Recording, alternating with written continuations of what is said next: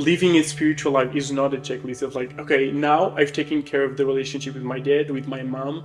Now I know how to deal with rejection, with you. It's not a checklist. Usually when we are in society, we live from goal to goal. And so we're completely focused on our goals.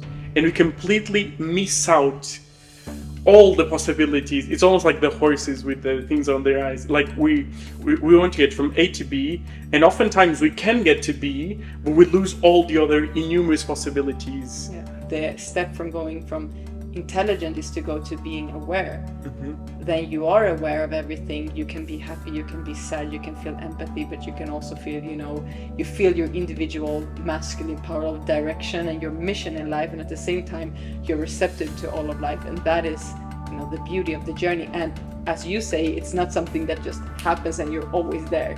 It's a day-to-day, look at yourself. What if it turns out better than what you imagined? Welcome to Reborn to Live, a podcast in which we explore new ways of living and being consciously together to discover the deeper aspects of life, of ourselves, and of the future of humanity, so that we can reborn into a new era, into our highest version of ourselves, and experience this wonderful journey of life fully. Welcome back to another episode of the Reborn to Live podcast, and today we have Martin here, a very new but ancient also dear friend. And I brought you on here because your story is very interesting. You have used the sense of traveling all over the world, traveling a lot within yourself, and using this both sense in growing in your own path. And you are probably that person that I know that has followed his heart in the things that you have done. And so I want to ask why did you do that firstly? How did that come about? When did you start using your heart as a compass, and where has that led you to? Perfect. I'm so excited to be here. Thank you for inviting me. So, following my heart, it's been sort of like the motto of my life. But I think it all started after high school, when I realized I was surfing a wave that was not mine to surf. And it really hit me. So I was in school, I was a good student, lots of expectations. Everyone wanted me to be a doctor back in Portugal. Everyone wanted me to do these great things.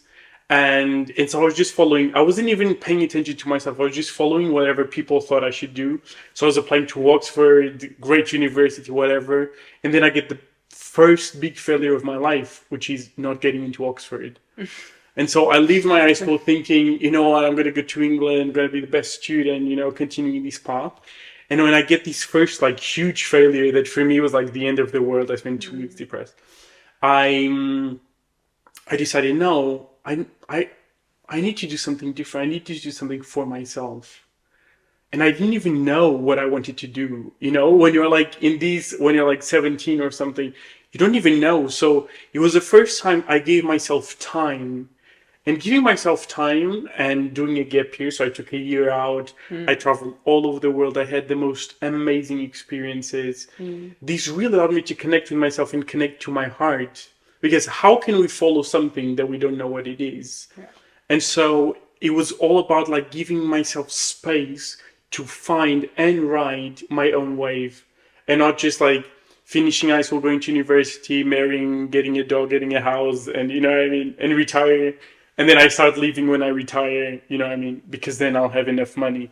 And for me, it was all about this, giving myself time, understanding what my heart wants.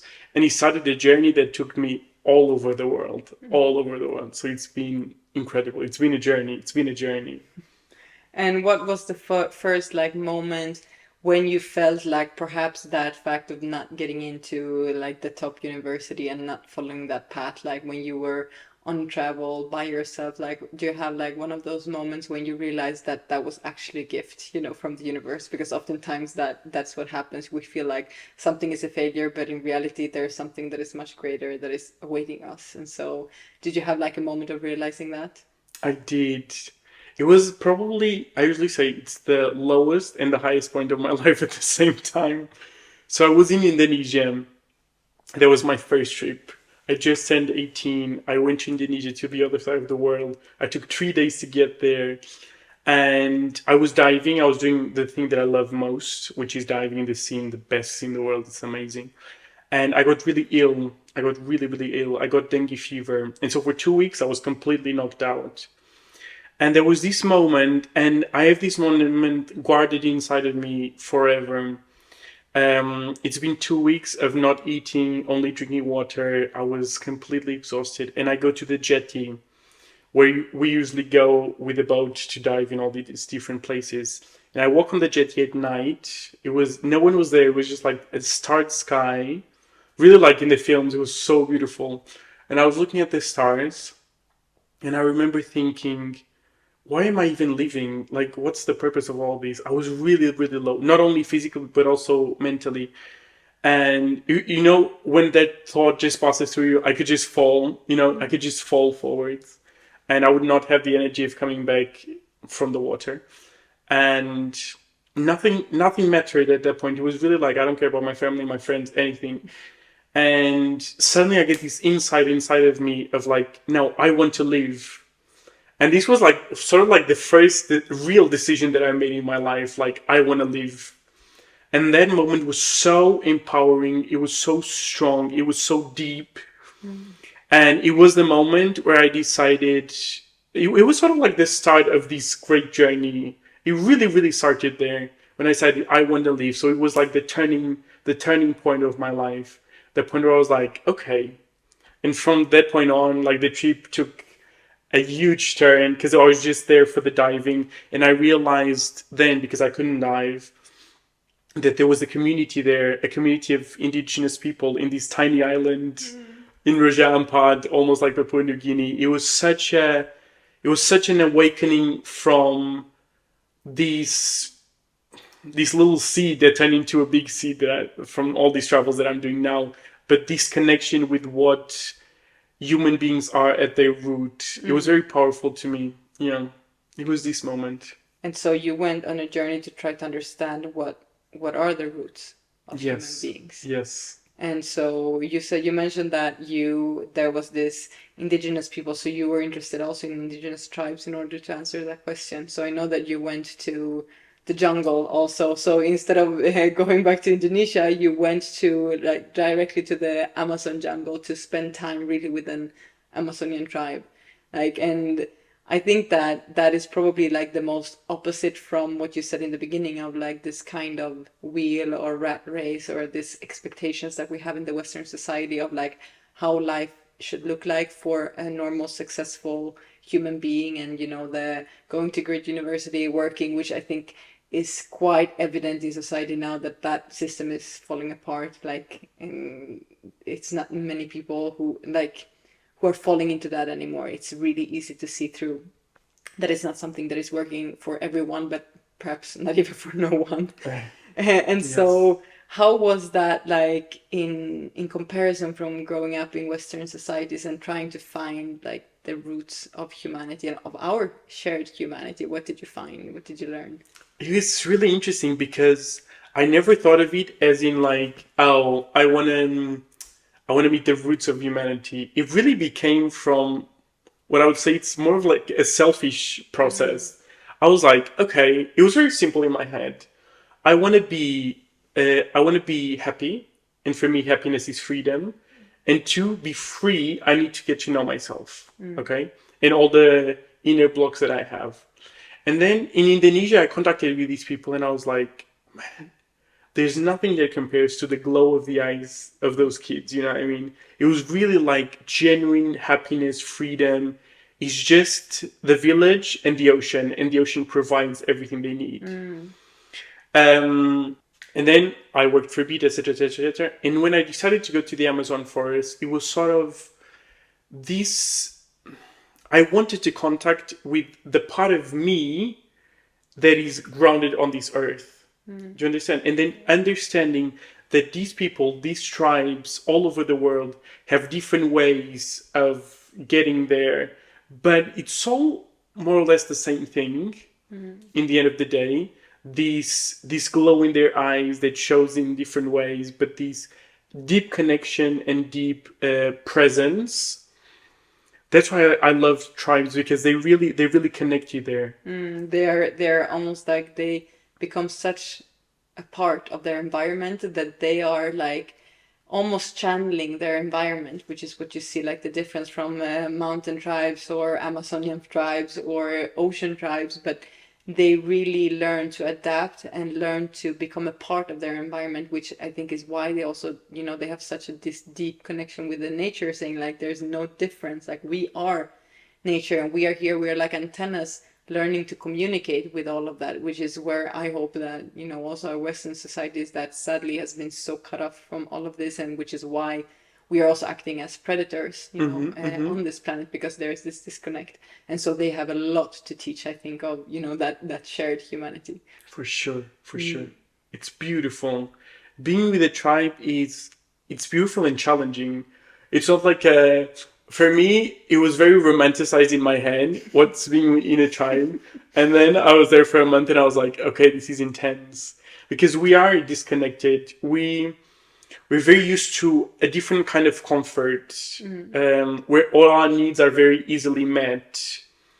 But there, when you're in the middle of the jungle and there is no phone signal or there is no comfort, like you can't wear shoes because it's raining so much, like all these things that are like stripped away, suddenly you're very vulnerable and very in what I call the survival mode.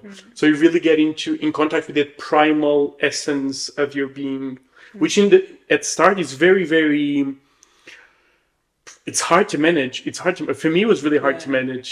But then there's this moment where you start seeing the forest. Yeah, and you get empowered. So I really understand what you mean, because when I was in Costa Rica to work with rescue animals, I was shocked by the fact that they were like so rough in their way. You know, the force that they have, even like a small monkey like this, that they were not like, in the sense we humans, and especially I feel like me coming from like a Scandinavian country, it's so much in the culture of being like, you know, like, you know, a little bit, I don't know. And also with like not taking up too much of your like raw side and of that kind of raw power that I think is really something that channels from the earth, you know, that kind of raw volcanic power. It's something that is almost a bit embarrassing. And so being with animals who were, you know, not just like a little bit curious, like, who are you? But like, you know, like that shocked me, because I was like, but it also helped me to see myself in the fact that I do have those parts and I'm so afraid of actually getting them out. So, and that is something that what you said also with when you're in this kind of natural environment, like with the jungle, and when you are so vulnerable, you need to take out that strength that you have inside, because otherwise you don't survive. Yeah. Yeah. And it's powerful. Yeah. That is powerful. We have much more power inside of us than we think. Yeah. And this is something that all these travels have mirrored that inside of me. Because for me, traveling is really, I love it how Brené Brown puts it. I really like her work. And I was watching a podcast and she says, when you travel, it's when you leave your ideological bunker behind and you step into the wilderness. And this idea of leaving your ideological bunker, it's a very powerful idea, because we are born and raised with specific beliefs, with specific behaviors, and suddenly traveling, it's like exiting this bubble. And this exiting of the bubble allows you to get to know different parts of yourself and really connect with that strength. And it is scary sometimes. It's not easy to like all the parts of yourself. Yeah. But ultimately, it's this process of recognizing and then bringing love and acceptance, and then recognizing and then bringing love and acceptance. And it's this process, it's a really organic process as well. It's not, I've learned this recently, it's not a checklist. No. Living a spiritual life is not a checklist of like, okay, now I've taken care of the relationship with my dad, with my mom. Now I know how to deal with rejection, with you. It's not a checklist. It every day brings you different things. There is no end goal. So it's really not a checklist. It's really not, it's an organic process of every day facing whatever the day brings. And so this was really, really powerful. Yeah, I love that. The fact of that a spiritual life is something that like it happens all the time. You don't arrive to a certain point, but I think that, and travel allows that to happen a lot. It's like it speeds up the process because you learn to see that really this cliche thing that the destination is the journey, and being able to live fully embodying that journey and being fully present with everything, but also with your emotions of fear, your emotions of like whatever comes up, being able to live that completely consciously and not judge it, but be like really like this kind of meditative state of like just observation and non-judgment, observation and non-judgment. And that brings you to this kind of simplistic state that you're also speaking about in these tribes where, you are just flowing with everything. And there are moments of struggle, like if you don't have your needs met, but you do have that power within you. And I think also it allows you to enter into this kind of flowy state where you realize that the earth will provide, universe will provide when necessary, which is something that we are completely detached from in our Western society, because we are all about consumerism and, creating, saving food sources, and especially us in like northern countries, it's really like the winter will come, we need to store and stuff like that. But especially in countries like, or in tribes in the Amazon, you have a completely different mindset, like everything provides all the time. How do you see that, like your spiritual journey? Like, also, when did your spiritual journey begin? Like, when was that even a topic for you? Because people speak about spiritual awakenings, about like understanding, having all these kind of processes. Where did that start for you? It's an amazing question. And it comes down to something I was thinking on the other day, which is, what is spirituality? I was thinking, because there's all these ideas about spirituality being like super mystical, and then people have preconceptions, etc., etc., etc. And for me, I really go back to the basics. Spiritual life, it's living a life connected to your spirit, which is the part inside of you that's connected to everything, right? So living a spiritual life, for me, it's being my fullest self. It's hard to pinpoint a moment when this started, because spirituality for me, it's present in every act of my daily life. I would say I've consciously done it after finishing university, I think, where I was really like, I had the spiritual life or side of me, which was the meditation, the journaling, etc. And then I had my life, and this didn't make sense for me. I was like, how can I live? I live this division so hardly. And I did a course with Louise, is an amazing mentor, and a 2-year course called Spirituality on Matter, the School of Spirituality on Matter. And so it was a course that really allowed me to bridge these, in the sense of a conversation can be spiritual. The way we communicate can be spiritual. The way we pray or meditate or not meditate can be spiritual. And so this idea that every action of my day brings me closer and allows me to express all that I am, for me, is true spirituality. And so I've done it more and more consciously over the years. But it was always there. The seed was always there. The seed of, how can I truly be myself? Because only being truly myself can I be free and thus happy, let's say. So it all goes back to this sense of being really free inside of me, free to be whatever I want, free to do whatever I want. And this for me is spirituality. Yeah. I think it's beautiful. In Damanhur, we have this saying that spirituality is anything when you give meaning to it. Because actually giving meaning to something is giving attention and giving like consciousness, putting your consciousness upon something, which is also now seen, in quantum physics, where you say that actually matter does not even exist without something observing it, without consciousness. With this experiment with a wave particle experiment that now has been reproduced so many times in quantum physics, where you see that the same electron, the same particle, can either behave as a wave, as energy, or as matter.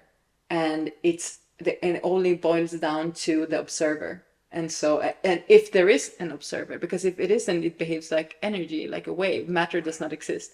And so this is the same thing, like spirituality, when it comes down to it, is just giving meaning to something. And so anything, as you say, can be meaningful. A relationship can be meaningful or cannot be meaningful. And it comes to the fact of how conscious are you in your relationships with everything. And I love that also in the Quero tradition in Peru, they say me and all my relationships. And it's not me and all my relationships with human beings, my relationship with the river, my relationship with the sky, my relationship with myself and with the parts of myself, because we're not one self. And so this kind of, so it's very beautiful, and it is very simple in that sense to live, because it's easy, I think, to live with that simple view without making it, too big, but just going about and being attentive and doing things that you love, which is why it's so important also to follow your heart, which is what you do, what you master. What I do, yeah. And I love what you're saying about observation and simplicity, because I like to look at life in a simple way, let's say, and the simplicity of observation and attention, it's really a place. What I usually say is that we can either be in a state of focus or we can be in a state of attention, of awareness, let's say. And it's really like an analogy like the savannah. It's usually, imagine, you have a lion, and when the lion is hunting, it's completely focused on its prey, okay? So it's like zoom. And it's the state that the lion is most vulnerable, okay? Any predator can come at any moment and the lion is dead, okay? On the other hand, if you look at the prey is always in a state of attention, of awareness, okay?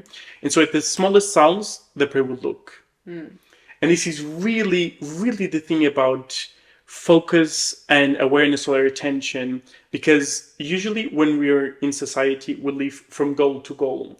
And so we're completely focused on our goals and we completely miss out all the possibilities. It's almost like the horses with the things on their eyes. Like we want to get from A to B. I would say we want to get from A to B, and oftentimes we can get to B, but we lose all the other innumerous possibilities.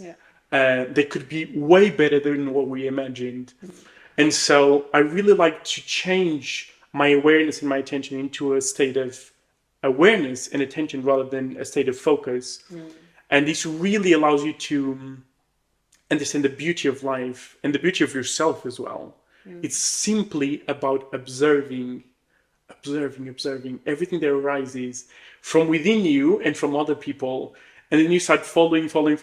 People always say, like, Martim, how can you just like book a one-way ticket to like the Amazon? And what's your plan B? What, like, do you have a network? Like, what? And I go like, you know what?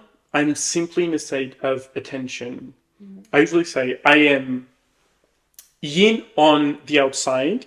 So my feminine energy on the outside. I'm receptive to the signs, to the talks I have with the people, with my inner feelings. And I'm yang on the inside. So my masculine energy, I'm directed, I'm focused. I can take the opportunities. If there's a cheap flight to a place that I want to go, then I need to buy it. I can't just be like, okay, I'm going to arrive there. You know what I mean? Yeah. And so this balance of being really attentive, being really aware, engaging with people, engaging with life, and then having this sense of direction, this sense of, I know I'll take action when I need to, and it has allowed me to travel all over the world in this very spiritual journey to be fully myself, let's say.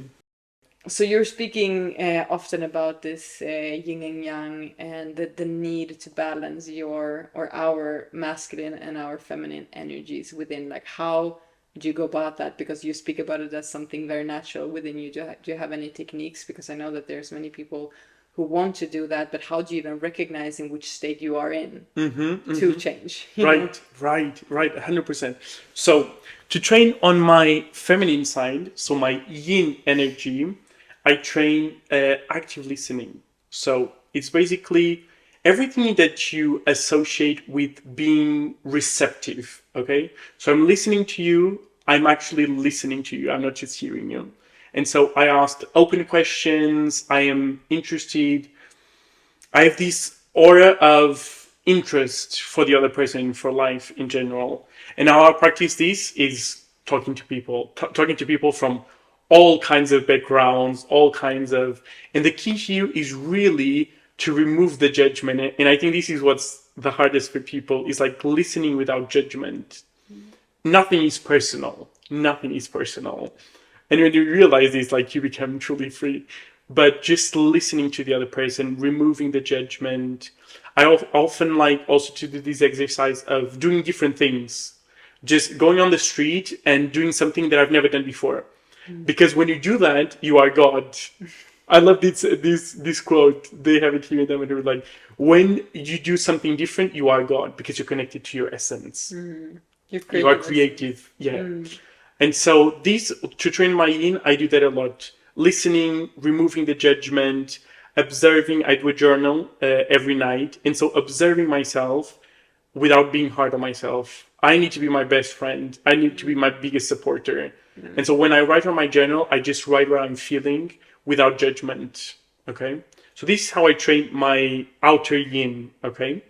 My yin and yang, it's very, very important. The yin and yang is the sense of direction that we have. Where I am and where I want to go. And this, for me, the exercise that I do is that I understand what works and what doesn't work for me. There is no one truth. A truth is like a diamond, like they say here in Damanhur as well. Truth is like a diamond. There's so many facets, there's so many perspectives on, there is no objective truth.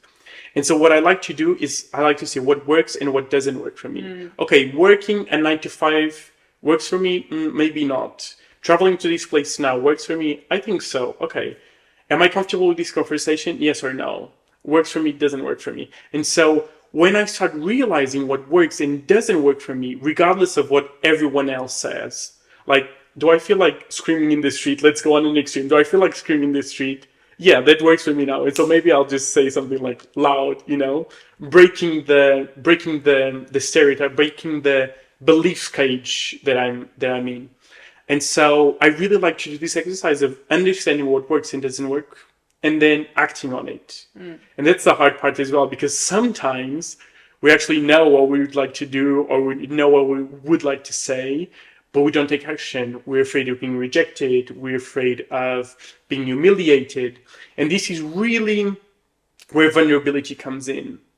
The power of vulnerability. And Brené Brown studies vulnerability, and I love to hear her talk about vulnerability, which is, she says, vulnerability is the most accurate measure of courage that we have. And this is powerful. Yeah, this is real powerful. Vulnerability is the opposite of fragility. When we're not vulnerable, when we don't put ourselves out there, when we don't play our role, then we become fragile. Yeah. Yeah, also in the sense we become fragile because we are not open enough to really let life in. Because we are not only just not vulnerable with our peers, but we are in a closed mindset for everything in life. And if the importance of life is the journey, we are not living the journey. And this is also something, so many people in our society, they are not living, they are just existing and going about towards their death. So, whereas life could be really this wonderful journey of being and experiencing who we are. And to do that, you need to dare to be vulnerable. Yes. Otherwise, you cannot experience who you are. You will find yourself in situations where you just ask yourself, who am I? And I feel that especially in my teenager years, when for me, I had so clear opinions. I was very opinionated. I was very strong with my beliefs and my opinions with other people, but in the end, when I went home, I could have these kind of anxiety attacks and panic attacks of asking myself, but who am I really? Is this really that important to me?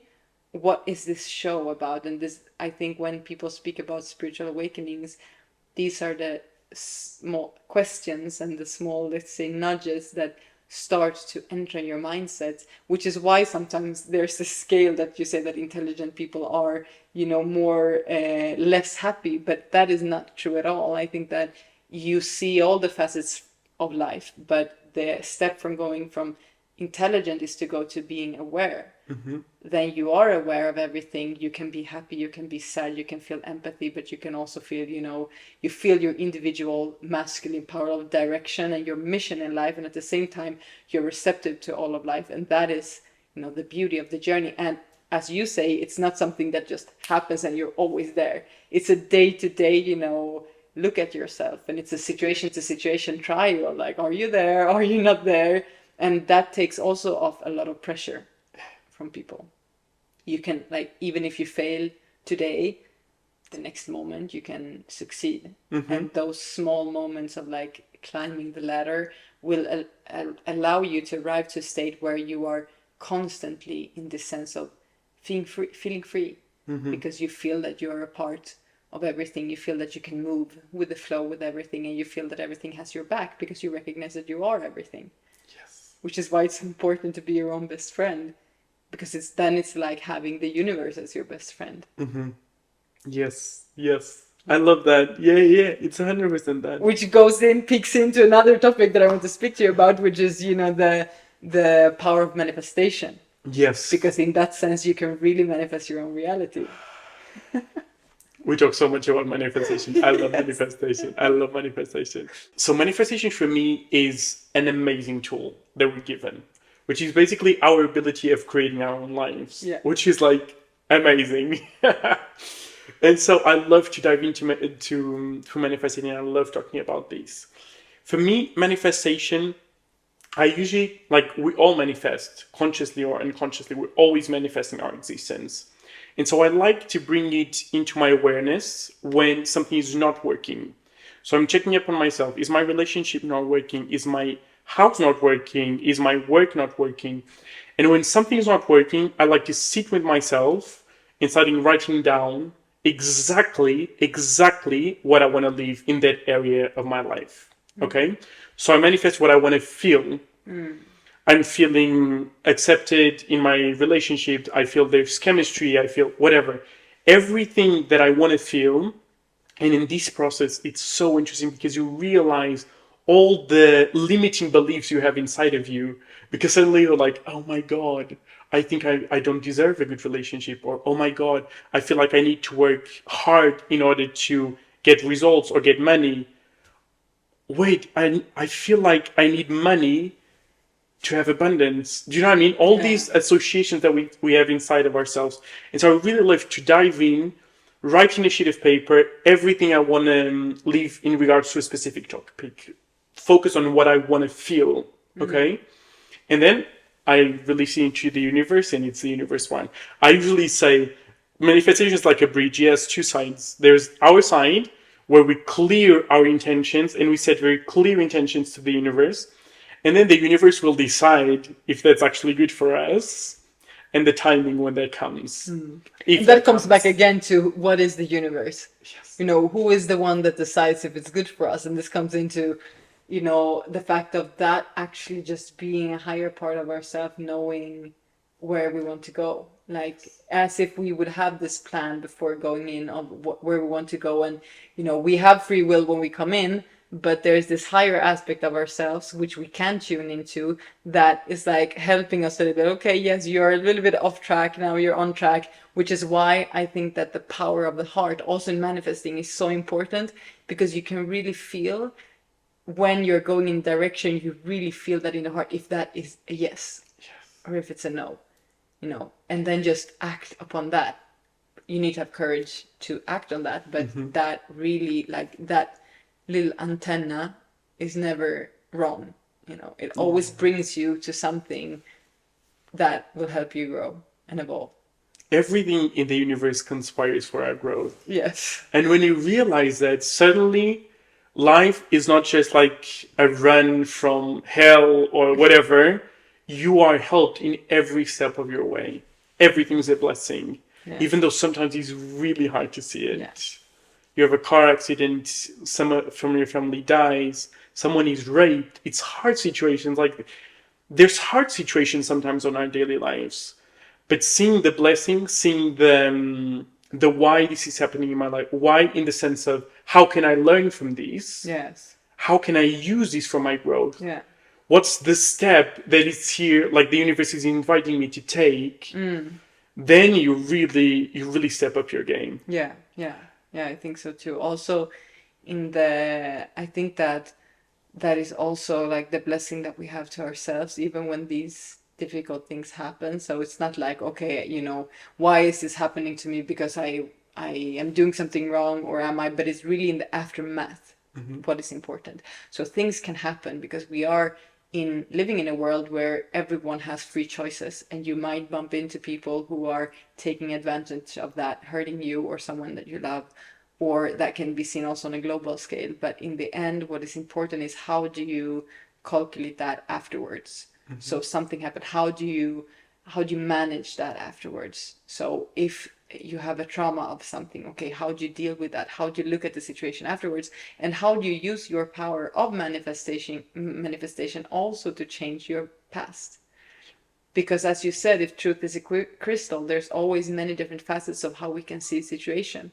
And so the point is not to look at why a situation occurred as if it were your fault or as if you were doing something wrong, but it's more, how can I learn from that? Even if sometimes you get to the same point, oftentimes the first question you come from a negative point of view, from a point of view where you are not giving yourself the self-worth that you need. While in the second example, when you ask, what can I learn from this? Then you are really just allowing yourself to say, okay, something happened to me. I didn't like it. It was not nice. But how can I evolve from that? So you use your pain, you turn your pain into your purpose, which is beautiful. It's beautiful. A huge potential. Yes, huge. Yeah. And this all comes down to these waves in our lives of like pleasure and pain, pleasure and pain, pleasure and pain, pleasure and pain. And I believe you only become truly free when you're able to navigate both. Yeah. Because our tendency is to run away from pain towards pleasure. And if we're only enjoying life when we're in a pleasurable situation, then we have a problem. Because half our life is going to be miserable. Yeah. Because we're anxious about getting to that point, and when we're there, we're afraid of losing it. And so it's this constant process of inner conflict. And when you embrace the highs and lows in your life, and this sounds so cliche, but it's so true, when you're able to navigate the highs as well as you navigate the lows, when you allow yourself to feel, experience everything, you know what? Pain is a hard feeling to have. Sadness, anger, all these feelings are hard feelings to have.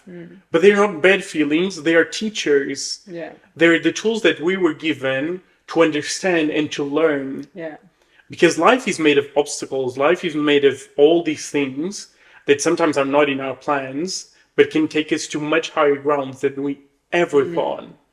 It's this quote that I love, which is, what if it turns out better than what you imagined? Yeah, of course. Because we can only project based on our past. And so we can never fully understand the beauty and the unpredictability of life because we're in this mindset of control. I want to control everything. Which is why it's also so important to have the masculine and the feminine balanced, because from one sense you have the masculine who's giving direction, who's giving a sense of purpose, a sense of knowing, okay, I want to go from there to there. But if you are balanced with your feminine, then you also allow life to show you a way to arrive there that you might not have imagined, or to show you a way to arrive to a point that was even higher than the one that you expected, even if you are true to your objective, even if you're true to your path. And so that is really, really beautiful. It's so good. I have a practical example for the people to realize how this actually works. When I booked a one-way ticket to the Amazon forest, I had a month with a try, but then I had no idea what I was going to do after. And I was like, how will I ever get a sign in the middle of the forest of what to do after? I was in the middle of nowhere. And meanwhile, I was in the Amazon, etc. And I met this guy there that was passing by called Steve. And he had a hostel in Ubatuba, which is the coast of São Paulo in Brazil. It's like the Hawaii. It's beautiful. It's stunning, beautiful beaches, beautiful mountains. And I was in the Amazon forest. The density of the forest was waiting on me. The lack of sea, because like I'm from Lisbon, like me and the sea were one. And so I was missing all these things. And then this guy passes by and says like, I have a hostel in Ubatuba, and I would love to work with you. So after you get out of the Amazon, if you want, you can spend some time there. And so in the middle of the Amazon forest, where there's no civilization, no Wi-Fi, no anything, I got the sign for my next trip. And then when I was in Ubatuba, I got the sign for the next one, and then the next one, and then the next one, all the way till here. Yeah. It's really this art of surrendering. It's a powerful word, surrendering. Yeah. Because we in the Western world are very used to controlling. And so for us, we can't understand what surrendering is. Wait, how can I surrender? But then I have no plans. I have no plans. Yeah, exactly. What's my exit plan? For the mind, it's really hard to understand this. So it's something you must really feel inside of you. Yeah, the process of surrendering is really to everything. But I think it comes down to, again, that sense of being able to dance in between the feminine and the masculine, and being able to plan. So a plan is nothing, but planning is everything. And so being able to do your planning, being able to know your visions and your goals, because that also aligns with who you are and with your mission in life. And then when you have that knowing, allow that to become you, which ties together everything that we have been speaking about, following the heart, art of manifestation, because you can never manifest something that you are not. Because I remember when I was on my spiritual awakening journey and I was trying to manifest something, I was trying to, I was visualizing it, I was doing it, and at a certain point I read this book where that just said like the universe is like a copy machine. So and that example was like, what? So you can never manifest something that you're asking for, because it's copying the fact that you're in lack of that is scarcity mindset. And so everything I was trying to put out this kind of thoughts, manifestation, these things, but nothing really worked until I decided to take that responsibility upon myself, become something, and then everything started to come to me, because you attract your vibrational frequency, and that is the true manifestation. It's more like a being that manifests, is not something that you are feeling that you're in lack of. And that is really beautiful, because it goes from this pattern that we spoke about also the other day, the fact of it's not that when you have something like money, you can do something like traveling, for example, or buying a house or whatever, and then you're happy.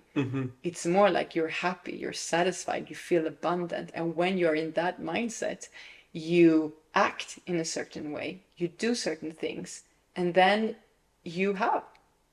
It's the complete opposite around. It's as what we are being taught. 100%.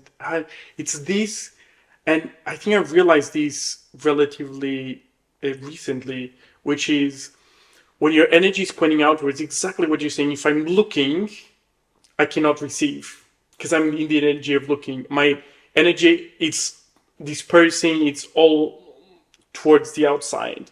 So I need to be a magnet. The arrow needs to point inside, the energy needs to point inside. So I need to feel as if it's already real. It's already here. It's already here. It's my energy. It's like, this is what I want to vibrate. And then the physical manifestation will come if and when the universe wants. This is why I think that the practice of learning how to die is so important, because it's really, and I know this is something that I think that the topic that I think about every day, dying, like my own death. And the fact of, because when you think about that, when you realize how short this journey is, and you realize that you need to prioritize, you realize you need to really look at what are your values. Like, if I die in 6 months, what would I do today? What would I stop doing? And you should live your whole life like that. That should be your guiding compass, because it allows you to live fully, to really follow your heart and do the things that you really want to do, and completely, and become that. because it's the becoming that is the beauty of life. And you can only do that through experiencing, through embracing everything that comes in your path, and through, life. Life is a ride. Life is a ride. It's a beautiful ride. And it's every day is precious. I was listening to a podcast on the other day and they said, if I gave you 10 million, will you accept them? Now, if I told you that I would give you this 10 million, but you wouldn't wake up tomorrow, would you accept them still? If I gave them to you. And you were like, no. So waking up tomorrow is worth more than 10 million. And this really puts your life into perspective. Yeah, of course.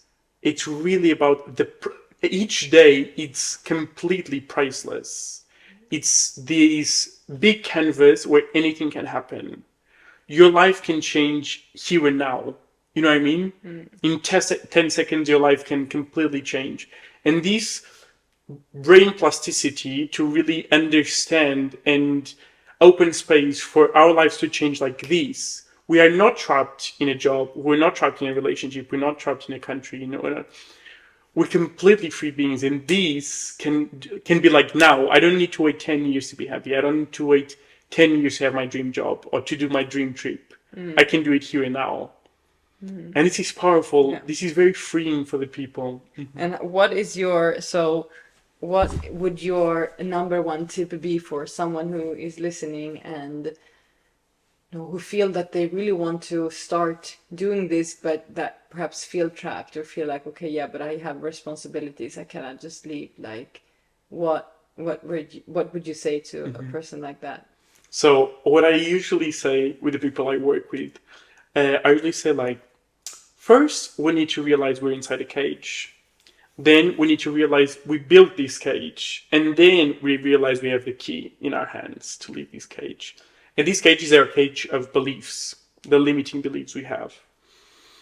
And so what I do, for the number one thing to get you into a state of observation, of realizing you're in the cage, is journaling. Okay? Having a moment, they can be journaling or meditating, whatever. I like to have a moment in my day where I look at myself and I look at my day and I write what I felt. Because then you understand your patterns, you understand your limiting beliefs, you understand everything inside of you. The baseline is really about observing yourself, get to know yourself, etc. And all the answers come from there. Because once you realize you have a limiting belief, you're already halfway through of dissolving it. And so everyone's journey is a journey. Everyone's journey is unique. But you can only go about your life if you observe yourself. Without judgment, without being, I shouldn't have done this, I shouldn't have said it. No, it's about writing. Today I felt humiliated when my boss told me this. Today I felt rejected by my dad. Today I felt rejected by my boyfriend, whatever. It's really this changing your mindset from being in a victim mindset of life is happening to me, into becoming into a responsible mindset of life is happening for me, and I'm going to learn from myself by observing myself. I think this is the number one tool for sure. I truly agree with what you say, and thank you so much for coming on to the podcast. And I wish you, because you will leave soon. Oh, I'm so sorry. Yes. But I wish that your journeys continue to take you where your heart needs to go, and anyways, that also that we can learn from that, all of us, more and more. We will stay. I will probably bring you on again to see where you are with your journeys and where life has taken you, and with the wisdom that comes with each journey.